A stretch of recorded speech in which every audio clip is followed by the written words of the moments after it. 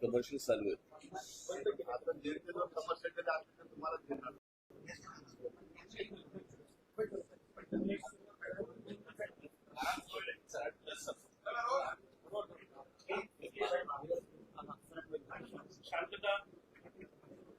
मागचे आवाज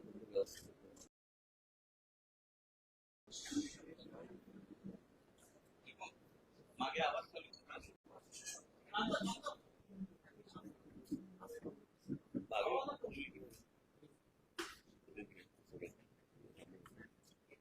अरे त्यांना दिसत नाही म्हणून त्याला इथे आलं मध्ये येतो.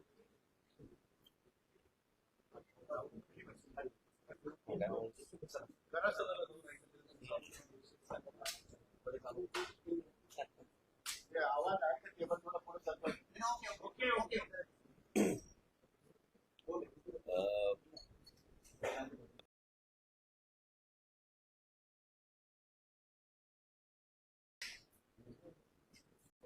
तुमच्यापैकी कोणीतरी एक मध्ये खुर्ची घेऊन बसेल. नाही म्हणजे काय होईल, मला बोलताना बरोबर आहे. नाही तर काय होतं, माझा कोण प्रश्न विचारतो तिकडे माझं लक्ष माझ्याकडे बघा पाहिजे. कॅमेरा फ्री द्या, कॅमेरा फ्री द्या. संवाद चांगला.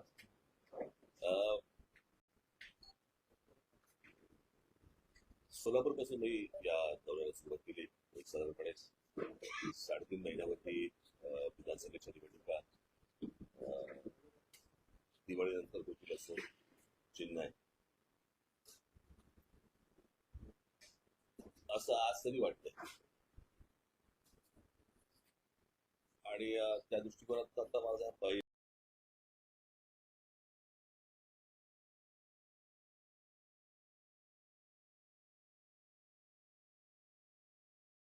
दौरा माझा मराठवाड्याचा आज संभाजीनगरला पूर्ण होते आणि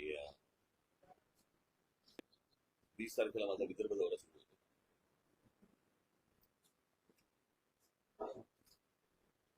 तुमच्याकडे काही बातम्या आल्या की मी दौरा आवरता घेतला वगैरे. कुठला आवरता घेतला मला असं,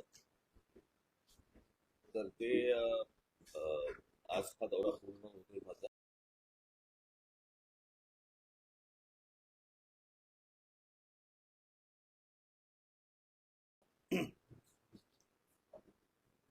सोलापूर पासून या गोष्टीला सुरुवात झाली आणि गेले अनेक दिवस मराठवाड्यामधलं वातावरण आणि मराठवाड्यामधलं एकूण राजकारण याविषयी पाहत होतो, ऐकत होतो आणि त्याची प्रचितीही आली.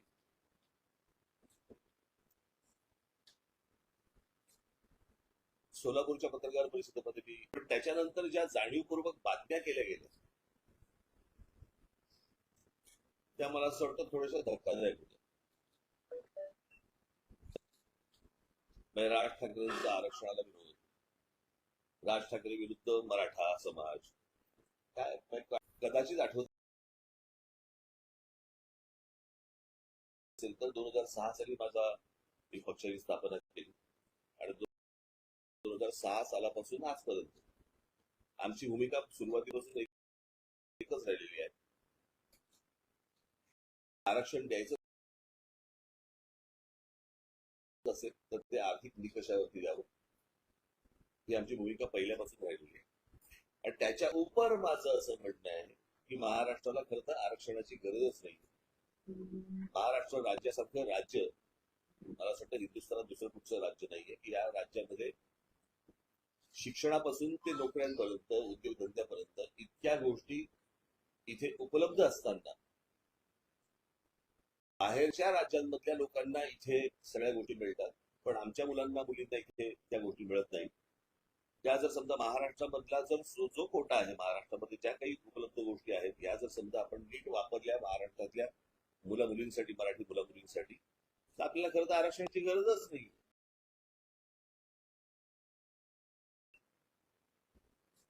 इतकं पुरेल इतकं सगळ्या गोष्टी आपल्याकडे महाराष्ट्रामध्ये असताना आपल्याकडे या सगळ्या गोष्टी उभ्या राहतात. आणि मला असं वाटतं ज्यावेळेला बाबासाहेब आंबेडकर, त्याच्याही अगोदर मला असं वाटतं ज्योतिराव फुले, त्याच्या अगोदर शाहू महाराज, खरं तर आरक्षण ही गोष्ट किंवा आरक्षण तेव्हा सांगितलं, त्याच्यानंतरही सगळं पुढे सुरू झालं.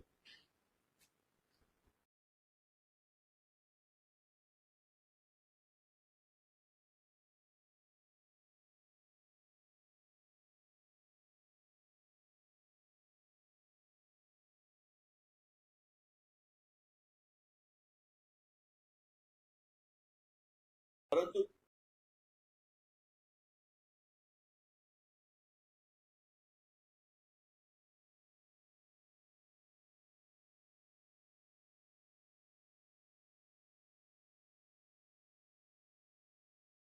आर्थिक दृष्ट्या जो मागासलेला आहे अशांना आरक्षण द्यावं, कळलं का? याच्याऐवजी फक्त आपल्याकडे जातीचं राजकारण केलं जातं. त्या जातीच्या राजकारणामधनं माती भडकवली जातात. म्हणजे आत्ताची साधी गोष्ट सांगतो, हा माझा संपूर्ण दौरा, या संपूर्ण दौऱ्यामध्ये जरांगे पाटलांचा काही संबंध नव्हता, म्हणजे त्यांचा विषय पण नव्हता. पण त्यांच्या आंदोलनाच्या मागून शरद पवार आणि उद्धव ठाकरेंसारखी मंडळी ज्या प्रकारचं राजकारण करतायत, जे मला मराठवाड्यामध्ये दिसतंय, जातीलही त्याच्या इथे जागा मिळाल्या आहेत, कोणाला किती पैसे मिळाले आणि त्याच्यात कशा गाड्या घेतल्या गेल्या आहेत, कळलं का? अशा सगळ्या गोष्टी माझ्या कानावरती आलेल्या आहेत. म्हणजे धाराशिवला होत त्याला धाराशिवला भडकवण्याचं काम काही पत्रकार तिकडे करत होते.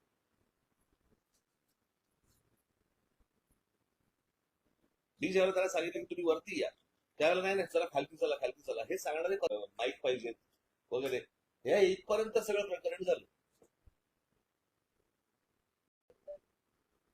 त्यातले जे 2 जण होते ते पूर्वीचे म्हणतात ते म्हणत होते की पूर्वीचे आणि शरद पवारांच्या जवळचे, त्याचे फोटोही आहेत. आता पूर्वीचे तुतारी बरोबर पूर्वीचे फोटो कसे असतात हे मला कळलं नाही.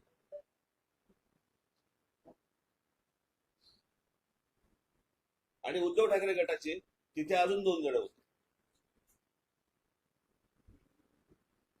परवा दिवशी कुठेतरी मी नांदेडला असताना तिथे सर्किट हाऊस वरती एक कोणतरी 2-4 जण ओरडत होते, त्यातला एक जो माणूस होता त्याचा शरद पवारांबरोबर आत्ताचा फोटो आहे.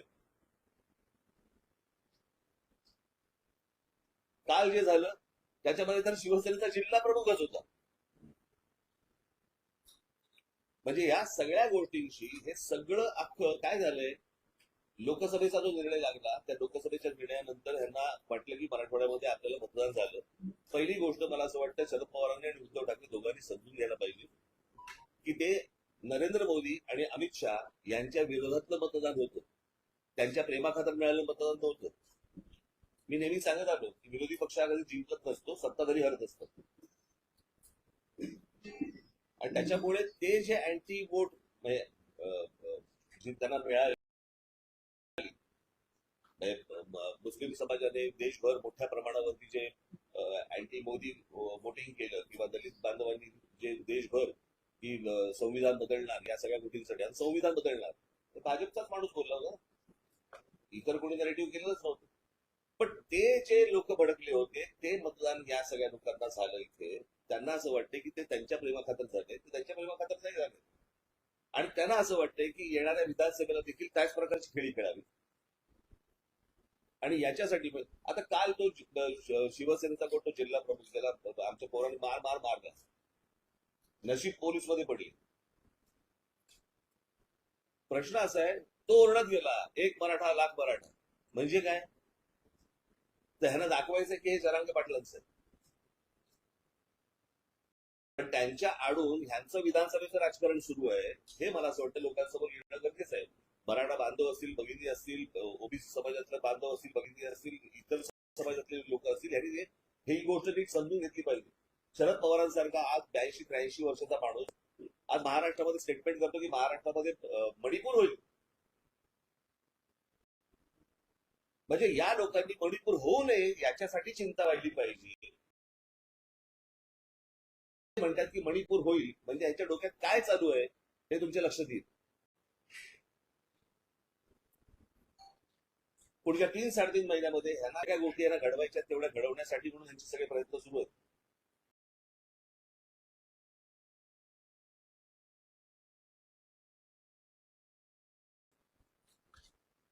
तुम्ही जर समजा शरद पवारांचं, मी माझ्या जाहीर सभेमध्ये पण सांगितलं होतं, शरद पवारांचं जर राजकारण तुम्ही बघितलं तर हे गेलं ते सगळं जेम्स लाईन प्रकरणापासून याने सगळं सुरुवात केली आणि ते स्टेप बाय स्टेप एक जात झाली. कसं होतं, जातीबद्दल स्वतःच्या जातीबद्दल प्रेम असतं, पण दुसऱ्याच्या जातीबद्दल द्वेष निर्माण करणं हे पवारांनी जेव्हा राष्ट्रवादी निर्माण केली त्याच्यानंतर हे सगळं सुरू झालं.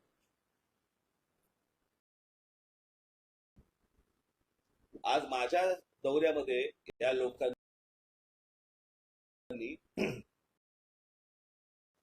अडथळे आणण्याचे प्रयत्न केले.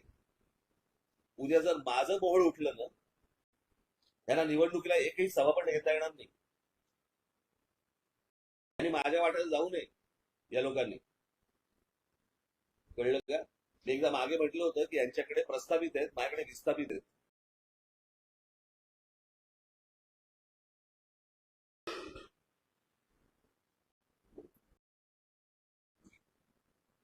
यांनी माझ्या नादी लागू नये या सगळ्या गोष्टींसाठी.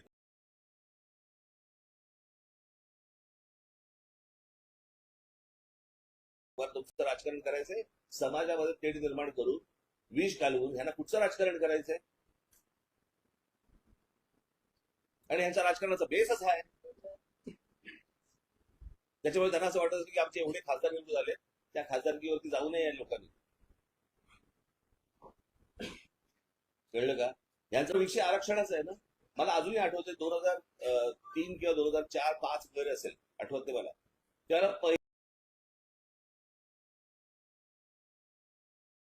पहिल्यांदा मराठा समाजाचा मोर्चा त्यावेळेला, हे जे नंतर जे आले ना मोर्चे ते नंतरचे वेगळे, पण मराठा समाजाला आरक्षण मिळालं पाहिजे याचा पहिला मोर्चा त्यावेळेला इथे आला होता. काय रे तुमचं चालू आहे? मुंबईमध्ये आला होता. मला आजही आठवत, त्याचा फोटो पण तुम्हाला कदाचित माझ्याकडे असेल तो फोटो. व्यासपीठावरती तिथे जिथे मोर्चा अडवला गेला तिथे भाजपचे लोक होते, शिवसेनेचे लोक होते आणि बाकी इतर काही लोक होते. सगळ्यांनी एकमुखांनी तिथे सगळ्यांनी सांगितलं की मराठा समाजाला आरक्षण मिळालं पाहिजे. बरोबर? कोणी अडवलं मग पुढे? अडवलं कोणी पुढे? जर तुमचं सगळ्यांचं एकमत आहे तर तुम्हाला थांबवलंय कोणी?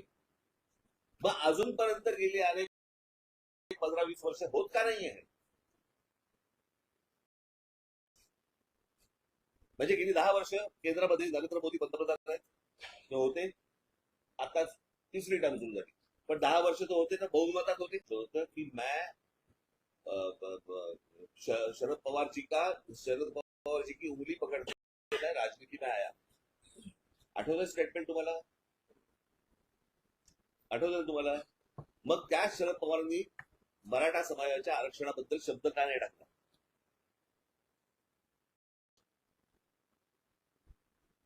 हेच उद्धव ठाकरे पहिली 5 वर्ष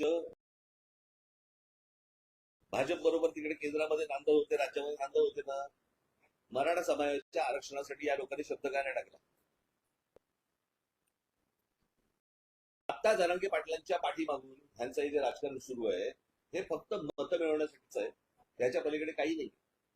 तुमचं राजकारण तुम्हाला लख लागो, माझ्या नादी लागू नका, एवढंच फक्त मला त्यांना सांगायचं.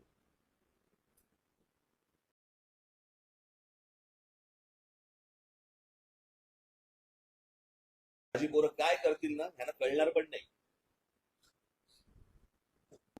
नंतर घरी येऊन आरशापुढे पाठ बघावी लागेल आणि पोट बघावे लागेल आणि गाल पण बघावे लागतील. आपण म्हणायचो की बाबा या प्रकारचं जातीचं राजकारण उत्तर प्रदेशमध्ये होतं, बिहारमध्ये होतं, बाकी झारखंडमध्ये होतं, अशा प्रकारचं राजकारण. तुम्हाला एक मागे उदाहरण पण दिलं होतं, आठवतं तुम्हाला? आमच्या अनिल शिदोरे गेले होते एकदा आणि एका ढाब्यावरती थांबले चहा प्यायला. तर ढाब्यावरचा तो काउंटरवरचा माणूस आला, हे बसले होते तिकडे खाटेवरती. तो काउंटरवरचा माणूस आला आणि शिदोरेंना विचारलं, कौन सी जात से हो? हे वातावरण महाराष्ट्रात आणायचंय. त्या दिवशी मी मोबाईल बोलत होत्या,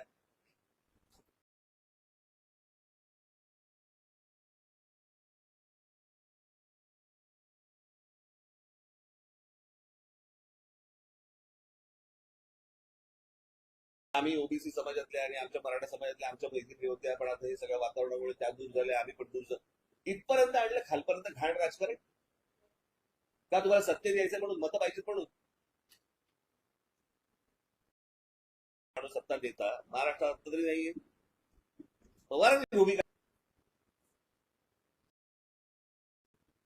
पण ह्याचं राजकारणच मुळात तुम्ही पहिल्यापासून जर बघितलं ते फक्त जातीमध्ये विद्वेष पसरून या सगळ्या गोष्टी करायच्या. याच्या पलीकडे ह्याचं दुसरं राजकारण नाही. भाजी नाही, इतर समाजातल्या आहे, दलित बांधवांमधल्या तिथे पण आहे. ह्यांच्या नादी लागू नका. निवडणुका येतील, निवडणुका जातील, परंतु ही जखम बरी होणार नाही. हे सतत त्याच्यावरती मीठ टाकत राहतील. अनेकदा सांगत आलो, अरे एक आपण उदाहरण म्हणून बघूया. मी मगाशी बोलतो तुम्हाला, महाराष्ट्रासारखं सक्षम राज्य याच्यामध्ये उद्योगधंद्याचा हा भाग आहेच. एक तुम्हाला उदाहरण म्हणून सांगतो. उदाहरण तुम्हाला आठवत असेल, मागे रेल्वेचं आंदोलन झालं होतं, आठवत ना, की नोकर भरती होती महाराष्ट्रामध्ये आणि त्याच्या जाहिराती होता युपी बिहारच्या वर्तमानपत्रामध्ये. महाराष्ट्रामध्ये जाहिरातीच नव्हत्या, कोणाला माहितीच नव्हतं. हे आम्हाला कळल्यानंतर हे सगळं सुरू झालं. तीच गोष्ट आपण समजा बघूया. एक त्यातला एक पार्ट सांगतो, महाराष्ट्राच्या सुबत्तेचा एक पार्ट. मुंबई, ठाणा. मी ठाणा म्हणजे ठाणे जिल्ह्यामध्ये 8 महानगरपालिका आहेत. त्याचं मी फक्त ठाणे शहर पकडतोय. मी बाकीच्या महानगरपालिका पकड.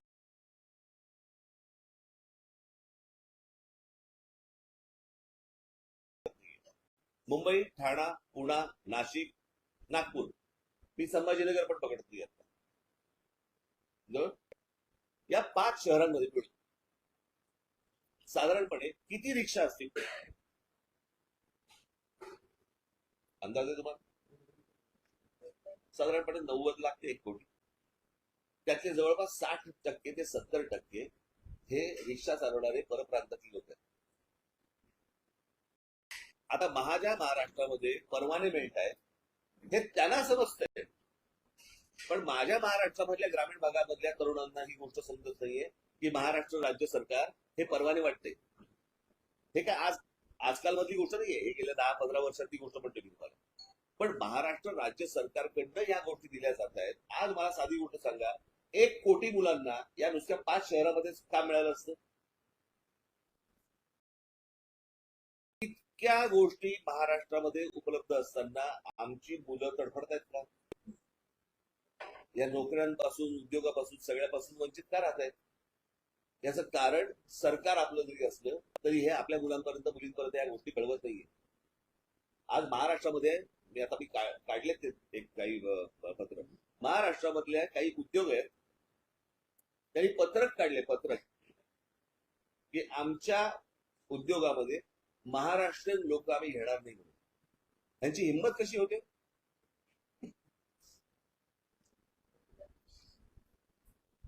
म्हणजे एवढ्या सगळ्या गोष्टी उपलब्ध असताना आम्ही आज फक्त भांडतो का? आज शैक्षणिक संस्था, इंजिनिअरिंग कॉलेज पासून सगळ्या शैक्षणिक संस्था सर्वात जास्त कुठे भारतात? महाराष्ट्रात आहेत, बरोबर? त्या शैक्षणिक संस्थांचे मालक कोण आहेत? बहुतांशी मराठा समाजातले, बरोबर ना? आहेत ना? तरी मराठा समाजातली अनेक मुलं, लाखो मुलं ही शिक्षणापासून वंचित काय? ह्याला कोण विचारणार प्रश्न आहे? यांनी या सगळ्या गोष्टी सत्तेतनं उभ्या केल्या, यांना कोणी विचारणार?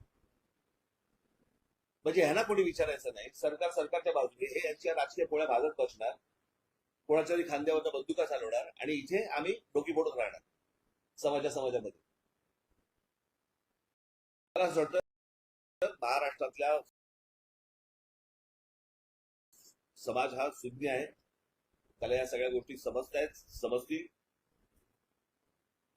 आणि मला तुम्ही सगळे पत्रकार बांधव आहात, मला तुम्हाला फक्त एवढंच सांगायचंय, तुमच्यातले जे काही अशा प्रकारचे विष घालवणारे किडे असतील, मला असं वाटतं त्यांना तुम्हीच वेळीच बाजूला सारणं गरजेचं आहे किंवा त्यांना एक्सपोज तरी करणं गरजेचं आहे.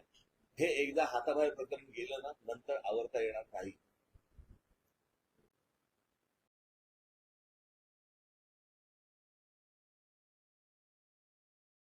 म्हणजे कालचा जो प्रसंग झाला तुमच्या ह्याच्यातला बीडला, त्याच्यात 3 पत्रकार सापडले का?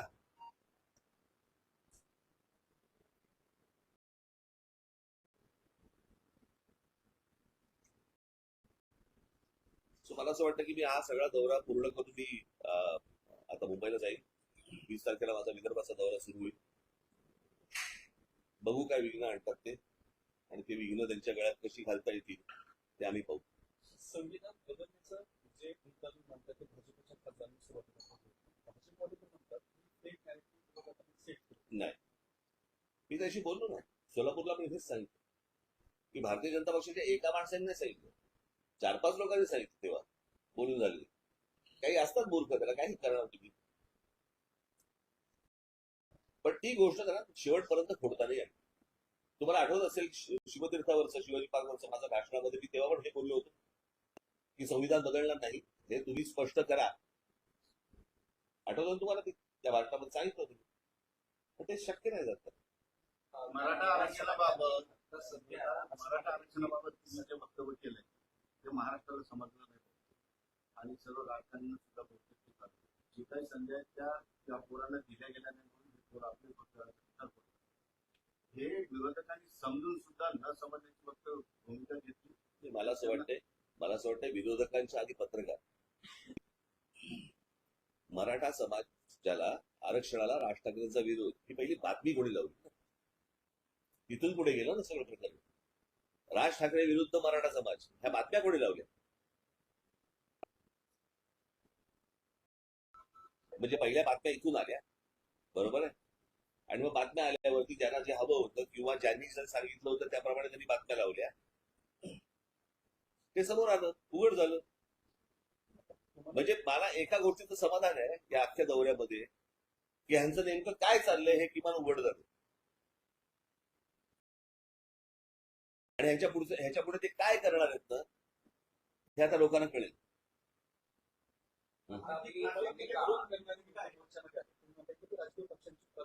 माझ्याकडे फोटो आहे का? तो पण मला माहित नव्हतं. ते पहिलं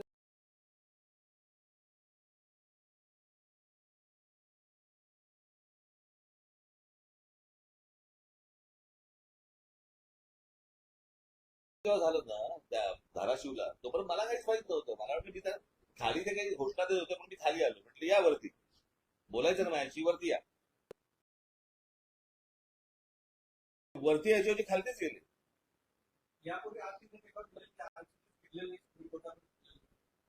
मला बघा प्रश्न असा आहे, मला एवढंच म्हणायचंय, हा आपण ज्याला आपण आर्थिक दृष्ट्या जो मागासलेला आहे त्याला वरती आणलं पाहिजे असं सगळ्यांची इच्छा आहे ना.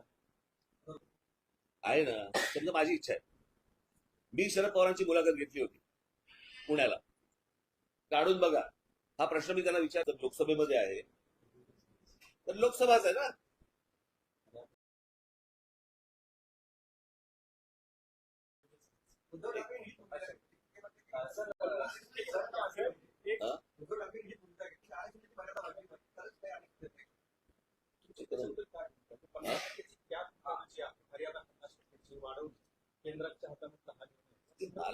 मला असं वाटतं की खरी गरज कोणाला आहे ना ते पहिले तपासणं गरजेचं आहे. कळलं का? हे तुम्ही टक्क्यात जाऊच नका. या टक्क्याला काय अर्थ आहे? निवडणुका आल्या की भाजपकडनं सातत्यानं आरक्षणाचे वादे केले जातात.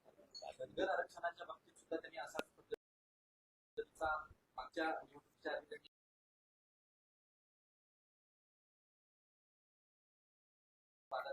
5 वर्ष तसाच राहिला. भाजप सुद्धा या जातीय राजकारणाचा वापर करते असं वाटतं? केलाच ना, त्यांनी पण केलंच की. माझं तेच तर म्हणणं आहे ना की हे सगळे मिळून, परंतु या सगळ्या ह्याच्यामध्ये आता गेल्या लोकसभेनंतर जे सुरू झालंय त्याच्यानंतर काय शरद पवारांची राष्ट्रवादी आणि उद्धव ठाकरे विष पसरवायला ते जरा जास्तीच आहे. तर बिगर साहेब लोकसभा निवडणुकीच्या त्याच्यात तुम्ही काही सुधारणा करणार की सुधारणा चालू आहे. साहेब, लोकसभा निवडणुकीच्या वेळेस मनसे नरेंद्र मोदी दिल्लीत पाहिजे म्हणून त्यांनी सोबत होतं. आता विधानसभेला तुम्ही महाराष्ट्रभर दौरा करतायत, विधानसभेचे काही उमेदवारी सुद्धा तुम्ही जाहीर केल्यात मनसेच्या. मग महाराष्ट्रात आपल्याला एकनाथ शिंदे, फडणवीस, अजित पवार नकोत का? प्रश्न असा आहे ना, काय आहे, 3 लोकांची एक कंपनी आहे, त्यांचे स्टेक ठरलेले नाही. कुठून चौथा पार्टनर घेणार? हं? महाराष्ट्र कधी त्यांना कधी त्यांना दिलं जातं. पण मराठा समाजाची आरक्षणाची मागणी करते, तर त्यांना आरक्षणाची गरज आहे असं तुम्हाला वाटतं का? तुझं गरीब आहे त्याला असणारच ना, कळलं का? मराठा ते मराठा काय आणि कोणी काय, तुम्ही कशाला त्याच्यात खोड करताय? मी आता हे जे पत्रकार आहेत ना, इथे समोर उभे आहेत, बरोबर आहे, इथे उभे राहून सांगा यांची जात कुठची, सांगता येईल का यांची जात कुठची? सांगता येईल का? नाही ना. आपण कशाला खोड करतोय? त्या जातीचं आंदोलन सुरू आहे म्हणून हो, पण म्हणूनच माझं तेच म्हणणं होतं. आता मागच्या वेळेला पण मी आठवत असेल तुम्हाला, जरांगे पाटलांचं आंदोलन चालू असताना तिथे बोललो होतं मी. होतात ना तुमच्यापैकी कोणी तिकडे? की तो टेक्निकल प्रॉब्लेम आहे. कसं आहे, हा फक्त महाराष्ट्रातल्या मराठा समाजाचा विषय येत नाही. एक जर विषय आला तर बाकीच्या राज्यांमधल्या ज्या इतर जाती आहेत त्यांचाही विषय येतो बघ, आणि त्या बाकीच्या राज्यांमध्ये कोणी काढायला तयार होत नाहीये.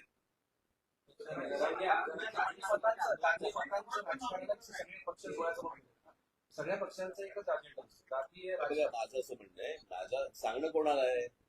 राजकीय पक्षांना नाहीये. माझं सांगणं समाजाला आहे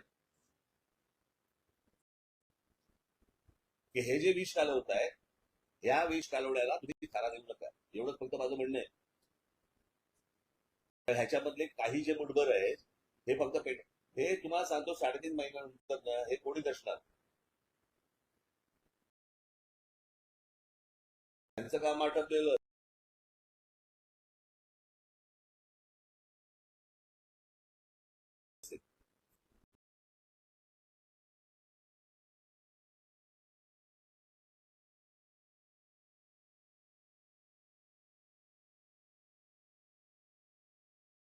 विषय नीट समजून घ्या. आणि ऐक बघा, तुम्ही माझ्याकडनं काही बदलून घ्यायचा प्रयत्न कराल, मी बोलीन, पण इतके अज्ञानी पण दाखवू नका.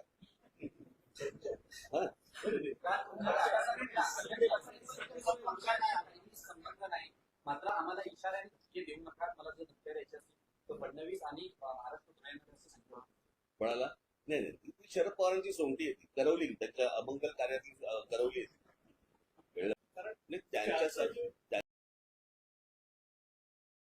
त्यांच्यासारखा पट आपण निर्माण करता इथे लोक. असा महाराष्ट्र तुम्ही पाहिलात का? जरा मला जर सांगा. तुमच्यातलं आता माझ्याकडनं काय बदलून घेणं आणि तुम्हाला काय छापणं विकणं हा जरा आपण बाजूला चालू, पण एक पत्रकार म्हणून तुम्ही इतकी वर्ष या सगळ्या फील्डमध्ये आहात, मराठवाड्यामध्ये आहात, असा होता का महाराष्ट्र? बाकी सगळं ठीक आहे, राजकारण होत राहील, बाकीच्या सगळ्या गोष्टी होत राहतील. एकदा काहीतरी आपण स्वतःला पण विचारलं पाहिजे ना, असे होतो का आपण? म्हणजे आता कसं आहे, महापुरुष जातीमध्ये वाटून घ्यायचे, संतांची आडनाव बाहेर काढायची, हे असं नव्हतं कधी. हे ज्यांना त्याच्या मागून जे त्यांना राजकारण जे खेळायचंय तेच हे सगळे उद्योग करतायत. पण राजकारणी सुद्धा त्यावर डिसेंट होते. राजकारणी सुद्धा बदलले जातात. राजकारण्यांना सुद्धा हे जातीची संघाच्या हव्या, म्हणजे लोकही बदलले, महाराष्ट्र बदलला, नेते बदलले. आता मी परत तेच सांगतो, पत्रकारही बदलले, नक्कीच बदलले. बरोबर ना? सगळ्यांनी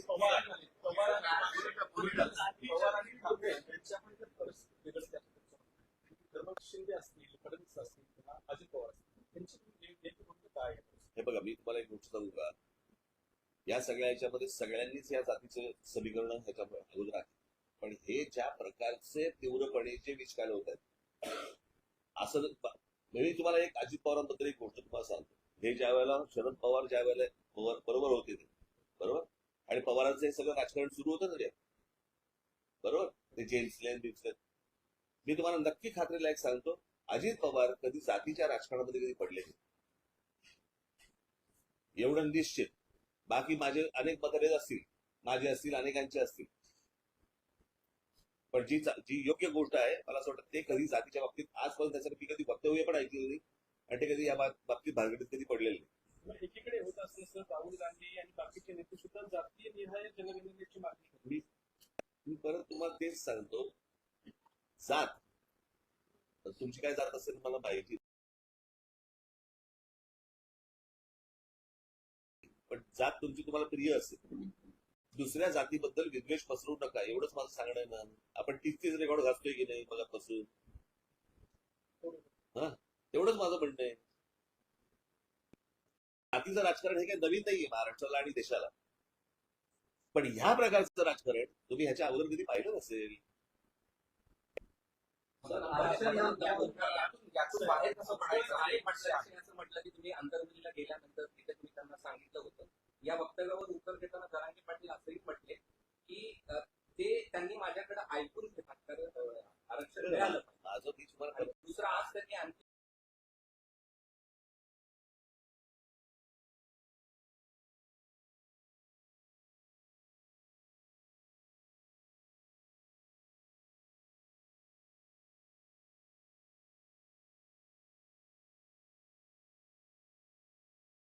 कसं वक्तव्य केलं.